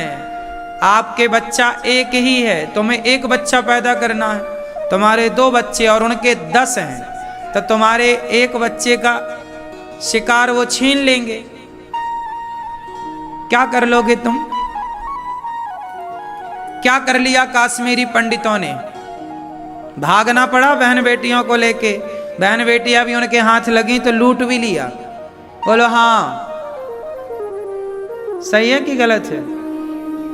फिर आज भी लगभग इस बात को 30 साल के लगभग हो गए, आज भी कश्मीरी पंडितों को उनका अधिकार, उनका घर, उनकी जमीन नहीं मिली। अभी भी नहीं मिली। कुछ लोगों को मिल गई हो वो अलग विषय है, 370 के बाद। क्यों जी, बात सही है? बाप दादों की जमीनें आज भी उनके कब्जे में हैं। फिर कहाँ रह रहे हो? कौन से सपने में हो? और नेता हैं, नेता तो अपना मस्त खा रहे हैं, बिंदास सो रहे हैं। नेताओं को क्या फर्क पड़ रहा है? नेता तो 5 साल का है, 5 साल बाद वो नेता नहीं रहेगा, 10 साल बाद नहीं रहेगा। और क्या? सत्ता तो आज है, कल नहीं रहेगी, पर ये देश तो सदा रहेगा ना। बोलो, आज जो सत्ता पर हैं, आज के 10 साल 20 साल बाद वो लोग सत्ता पर नहीं होंगे, लेकिन आज का बनाया कानून, आज का बनाया नियम 20 साल बाद असर दिखाएगी, प्रभाव दिखेगा। इसलिए आज जनसंख्या नियंत्रण होना चाहिए। आज ही इन मुद्दों पर बातें होनी चाहिए। और आज हम कहते हैं कि यदि इस दुनिया में इतने सारे मुस्लिम राष्ट्र हो सकते हैं, इतने सारे क्रिश्चियन राष्ट्र हो सकते हैं, तो भारत सनातन राष्ट्र क्यों नहीं हो सकता? सनातन राष्ट्र बनना चाहिए इसे, हाँ या ना? सनातनियों का राष्ट्र, सनातन राष्ट्र, जहां सनातनी रहते हैं। हम सनातनी ही तो हैं। हम बार बार आपसे कहते हैं, हम 4 भाई हैं। 4 भाइयों को मिलजुल के रहना चाहिए। हमारा भाई कौन है? हिंदू। हमारा भाई जैन, हमारा भाई सिख, और हमारा भाई बौद्ध। 4 हो गए। हिंदू, जैन, सिख और बौद्ध। कितने भाई? ये चारों संगठित रहें तो ये देश रहेगा। यदि हमारे भारत के सिख सोचें कि हम सनातनियों का साथ क्यों दें, जैन सोचें कि सनातनियों का साथ क्यों दें, बौद्ध सोचें कि सनातनियों का साथ क्यों दें, तो जरा सोचो कि यदि यह देश मुस्लिम देश बन गया, माना कि हम बोल रहे हैं कि सनातन राष्ट्र बने, यदि सनातन नहीं बना, और यदि ये भारत मुस्लिम देश बन गया, माना कि जैसे बांग्लादेश बन ही गया, जैसे पाकिस्तान बन ही गया, इसमें आश्चर्य क्या है? बांग्लादेश भी तो भारत था, पाकिस्तान भी तो भारत था, तुम्हारे देखते देखते तो बना। यदि ये भारत भी मुस्लिम देश बन गया, तो मुझे एक बात बताओ, क्या बांग्लादेश में जब अत्याचार हुआ तो केवल हिंदुओं के साथ थोड़ी अत्याचार हुआ, जैनों के साथ भी हुआ, सिखों के साथ भी हुआ। यदि इस देश में मुसलमान अपनी सत्ता में आए, मुसलमान यदि ये देश बना, मुस्लिम राष्ट्र यदि ये बना भारत, तो फिर क्या वो हिंदुओं को रहने देंगे? क्या वो जैनों को रहने देंगे? क्या वो बौद्धों को रहने देंगे? क्या वो सिखों को रहने देंगे? इसलिए सारे सनातनी, हिंदू और जैन, ये 2 नहीं हैं, एक हैं। हिंदू और सिख ये 2 नहीं हैं, एक हैं। हिंदू और बौद्ध ये 2 नहीं हैं, एक हैं। विचारधाराओं के कारण है दिखने में अलग अलग, वरना ये सारा सनातन है, यही सनातन है। ये सब। इसलिए भलाई है कि हम सब मिलजुल के रहें। यदि हम मिलजुल के नहीं रहे तो हम सबका नुकसान होगा। बात सही है? बोलो। फिर मुसलमान किसे रहने देंगे बताओ? किसे रहने देंगे? कहां रहने दिया बताओ? कौन सा देश है जहां तुम्हें रहने दिया? पाकिस्तान में कितने हिंदू और कितने जैन और कितने सिख और कितने बौद्ध बचे बताओ?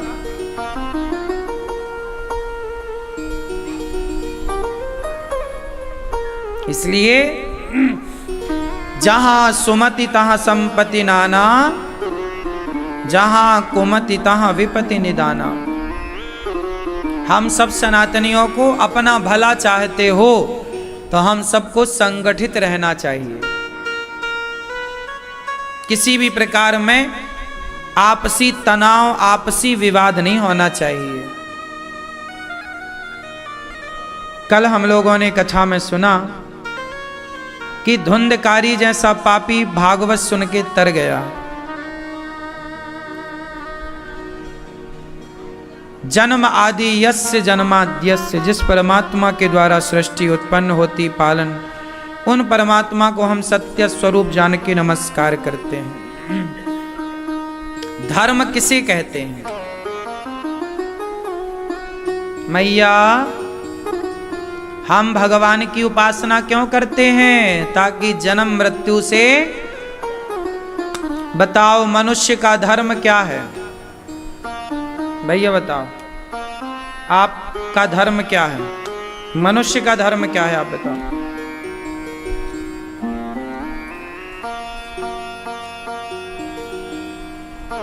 बताओ भैया आपका धर्म क्या है? अर्थात मनुष्य का धर्म क्या है?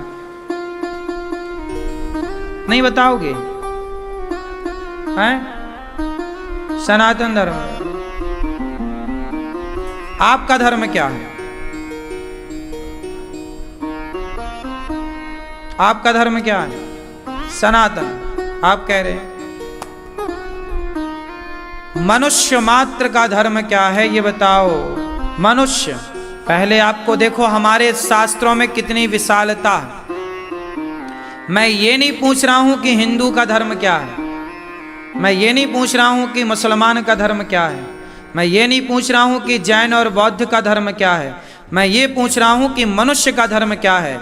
कोई व्यक्ति हिंदू बाद में है, पहले मनुष्य है। कोई मुस्लिम बाद में है, पहले मनुष्य है। कोई सिख बाद में है, पहले मनुष्य है। कोई ईसाई बाद में है। आप बताओ पहले हिंदू हो कि पहले मनुष्य हो? पहले मुसलमान है कि मनुष्य है? फिर तो यहां हमारे शास्त्र ये नहीं पूछते कि हिंदू मुस्लिम का धर्म बताओ, नहीं, मनुष्य का धर्म क्या है। ठीक है, बताओ मनुष्य का धर्म क्या है? आप नहीं, मनुष्य हो कि नहीं हो?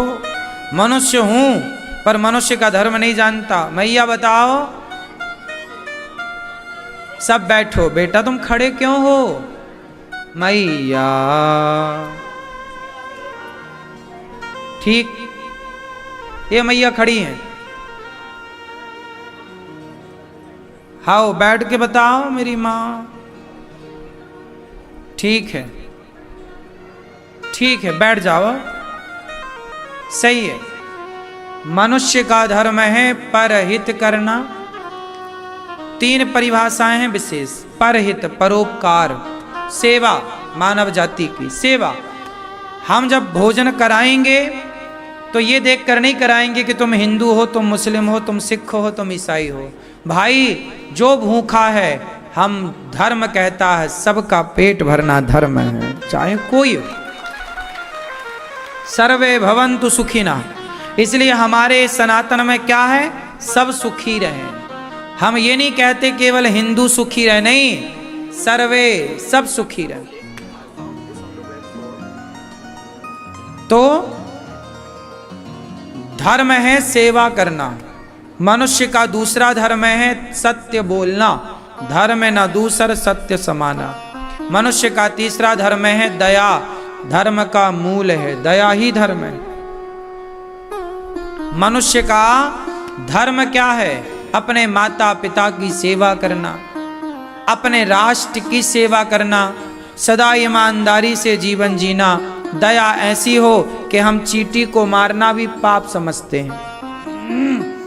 हमारी भीतर इतनी दया है कि हम चींटियों को मारना भी, हिंदू कहता है कि मच्छर मारना भी पाप है, चींटी मारना भी पाप है। जैन परंपरा कहती है कि शहद खाना भी पाप है, क्योंकि शहद मधुमक्खी अपने लिए रखती है और आप उसका हिस्सा खा लेते हैं। इसलिए जैन परंपरा के कुछ लोग शहद तक नहीं खाते, क्योंकि कहते ना कि ये पाप है। देखिए, हम ऐसी विचारधारा के लोग हैं कि हम किसी का अधिकार नहीं लेते। मधुमक्खी शहद पर किसका अधिकार है? बोलो। उचित तो यही है कि शहद पर मधुमक्खी का अधिकार है, लेकिन हम लोग जाते हैं मधुमक्खी उड़ाते हैं, खुद खा जाते हैं। इसलिए जैन परंपरा में शहद को खाना भी पाप बताया है।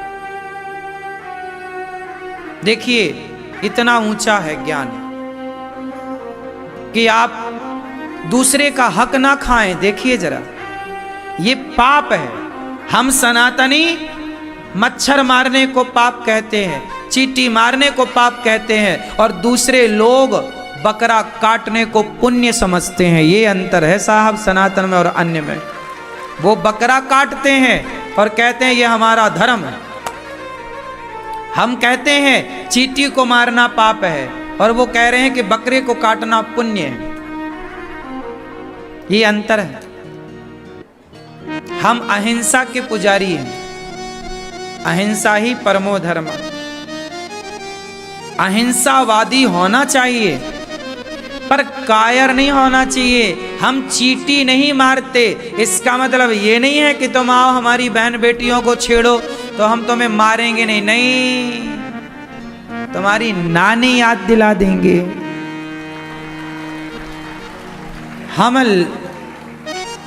हम छेड़ते नहीं है किसी को, पर अपने को कोई छेड़े तो छोड़ते नहीं। फिर हम लोग हनुमान जी वाले हैं, घर में घुस के मारते। रावण के घर में घुस के मारे हनुमान जी? नहीं मारे। हम चींटी नहीं मारते, क्योंकि चींटी हमारा कुछ बिगाड़ती नहीं है, और बिगाड़े भी तो भी हम उसको नहीं मारते। कोई बात नहीं, चींटी है। हम दयावान हैं, कायर नहीं है। जरूरत पड़ने पर हमारे एक हाथ में माला है तो दूसरे हाथ में भाला भी हो सकता है। जरूरत पड़ेगी तो जरूरत है। तो दया का मतलब ये नहीं है कि कोई तुम्हारी बेटियों को लूट रहा है। नहीं जी, हम तो दया वाले आदमी हैं, तुम लूट लो, ऐसा नहीं होगा साहब। तो दया वहां करो जहां दया की जरूरत है। दया वहां बिल्कुल मत करो जहां दया की जरूरत। बात समझ में आई? तो मैया दुर्गा मैया के हाथ में तलवार है कि नहीं? बोलो है। काहे है? लेकिन तुम चूहिया से डरती हो। चूहा आ गया, चूहा, मम्मी चूहिया आई, चूहिया। कॉकरोच आ गया, भागती छोरी। आजकल तुम्हारी छोरियां लड़कियां जूजू बन गई हैं, जूजू। क्यों? होना क्या चाहिए? झांसी की रानी। बेटियां कैसी हों? झांसी की रानी की तरह लड़ सकें, अपने अधिकार की लड़ाई स्वयं लड़ सकें। ऐसा नहीं कि कोई रास्ते चलता लड़का तुम्हें छेड़ के चला जाए, तुम रोती रहो, मम्मी मम्मी उसने छेड़ दिया। अरे छेड़ दिया तो छोड़ा क्यों? मारती वहीं कचरती तरीके से। क्यों मेरी माँ? दो चार चप्पल तो जमाती। लड़कियों को मजबूत बनाना चाहिए कि कमजोर बनाना चाहिए? हैं? जोर से अपनी बेटियों को कराटे सिखाओ, अपनी बेटियों को तलवार चलाना भी सिखाओ, जरूरत कब पड़ जाए आत्मरक्षा की। इसलिए तलवार भी चलानी चाहिए। मुसलमान लोग हर त्योहार में बकरा काट के अपनी तलवार को धार दे देते हैं। तुम्हारी तलवारें गायब हैं, किसी के घर में अब तलवार नहीं है। उनको तो काटने की प्रैक्टिस है ना, तुम्हें कुछ प्रैक्टिस नहीं है। क्यों जी, बात सही है? अरे जब युद्ध होगा तो फिर तरीके से होगा। अच्छा, आपको क्या लगता है जो हम कह रहे हैं युद्ध वाली बात, युद्ध होगा कि नहीं होगा? उत्तर दो जोर से। हाँ मैया, बांग्लादेश में हुआ कि नहीं? बोलो। फिर कैसे कह सकते हैं कि इस देश में नहीं होगा? यदि होगा तो आपकी तैयारी क्या है ये बताओ। इसलिए कहता हूं अभी से अपनी बेटियों को झांसी की रानी बनाओ, बेटों को शिवाजी बनाओ। यदि होगा तो तुमसे तो लाठी चलाना भी नहीं आता, भागोगे कहां जाओगे भाग के? ए मेरी मां, दो चार तो मारना, नहीं मारोगी। दुर्गा बनना है। हमारे देश में एक स्त्री है अनुसुईया, पतिव्रता। तुम पतिव्रता भी हो। हमारे देश में एक मां है जीजाबाई। जीजाबाई ने बच्चे को पढ़ा लिखा कर शिवाजी बना दिया। तो तुम एक मां हो जीजाबाई की तरह, तुम एक पत्नी हो माता अनुसुईया की तरह, और जरूरत पड़ने पर तुम काली और महाकाली भी बन जाना, दुर्गा बन जाना। तो नारी के इतने सारे रूप हैं।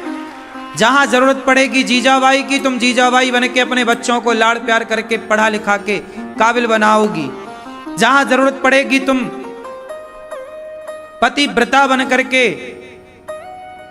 सती सिलोचना और अनुसुईया बन करके और उर्मिला बन करके तुम पातिव्रत धर्म निभाओगी। सावित्री बन करके पातिव्रत धर्म निभाओगी।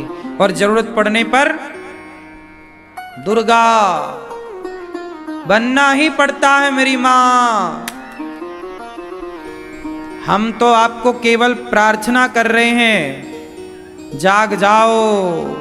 अब नहीं जागे तो कब जागोगे? हम किसी को मारने का नहीं कह रहे हैं कि हम कह रहे हैं कि मच्छर मारना भी पाप है।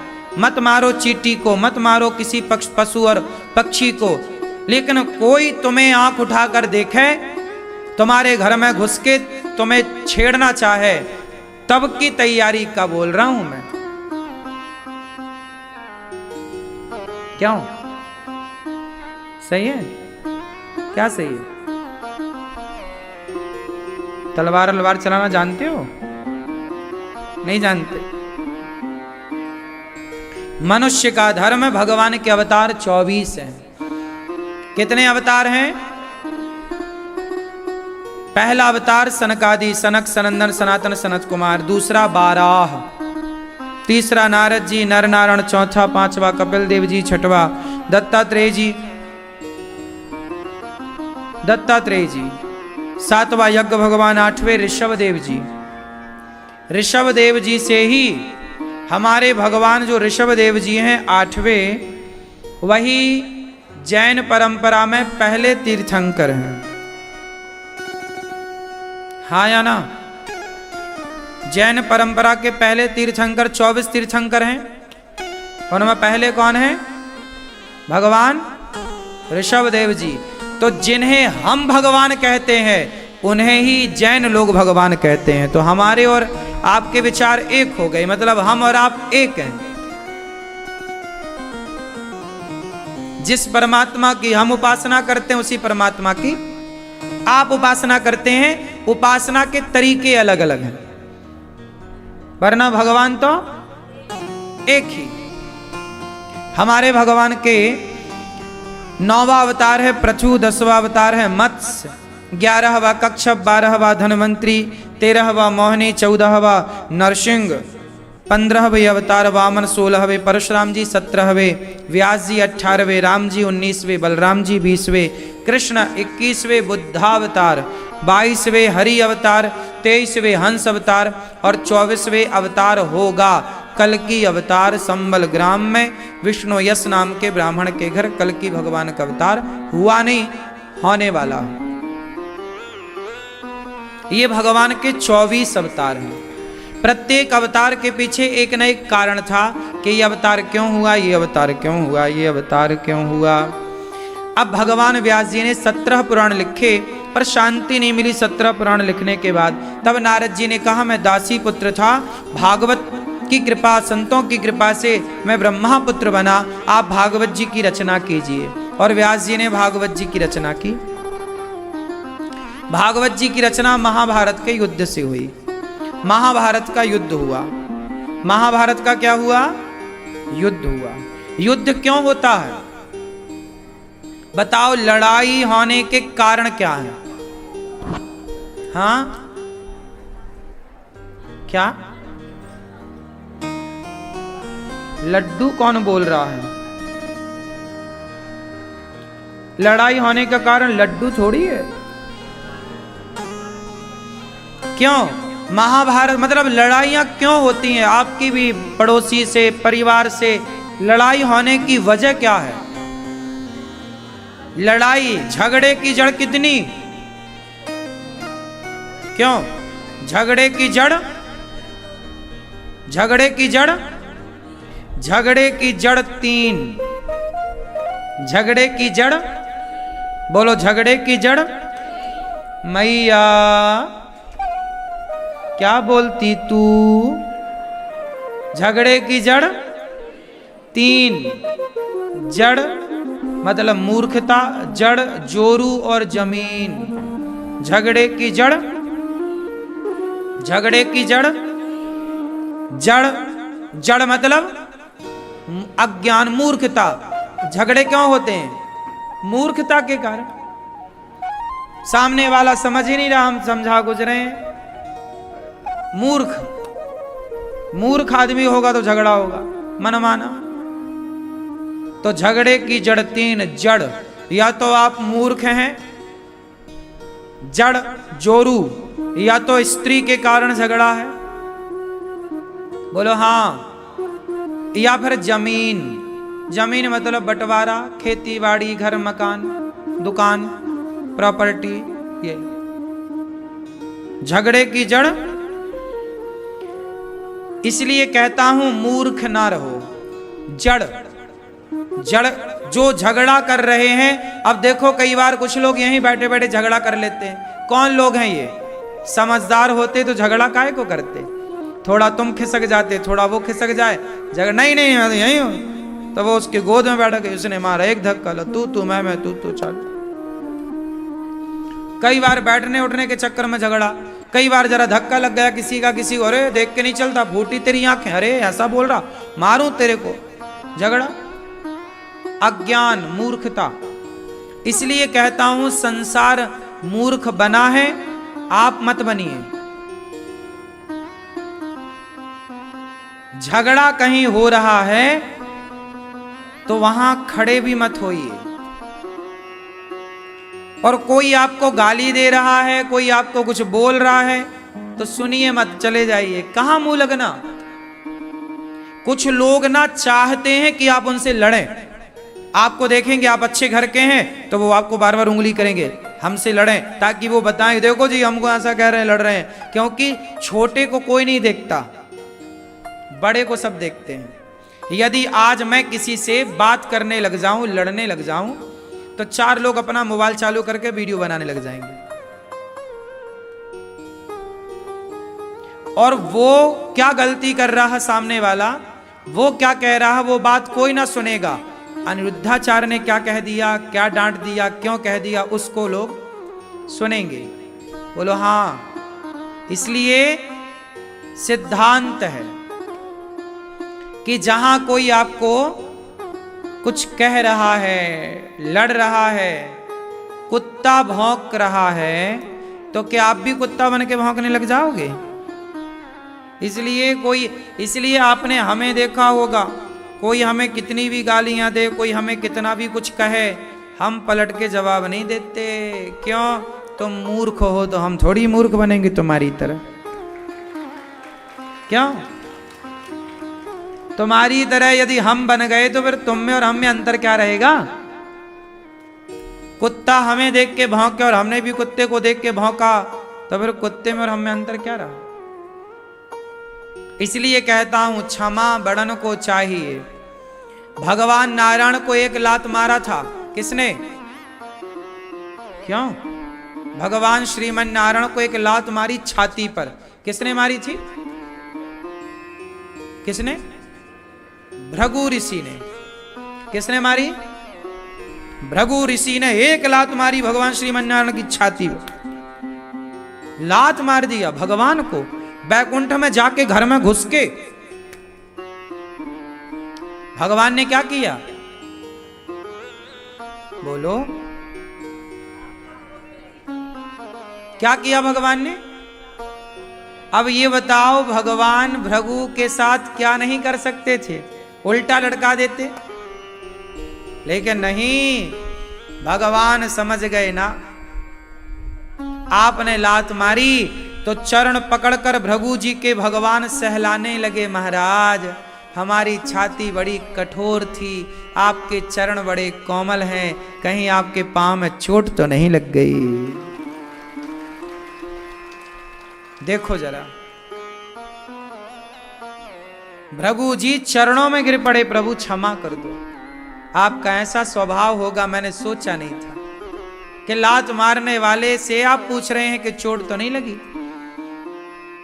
सोचो, कोई आपको गाली दे रहा है, कोई आपको निंदा कर रहा है, आप जवाब ना दो। भगवान नारायण को लात मारा, जवाब नहीं दिया भगवान ने।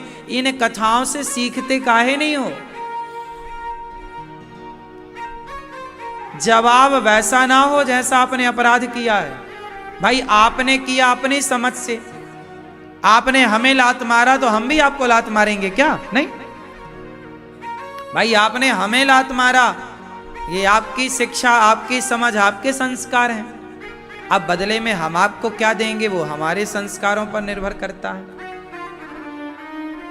जरूरी नहीं है कि आपने हमें लात मारा तो हम भी आपको लात मारे ना, आपने हमें गाली दी तो हम भी आपको गाली दें ना, बिल्कुल आवश्यक नहीं है गालियां देना। आपने हमारा अपमान किया तो हम भी आपका अपमान करें, बिल्कुल जरूरी नहीं है।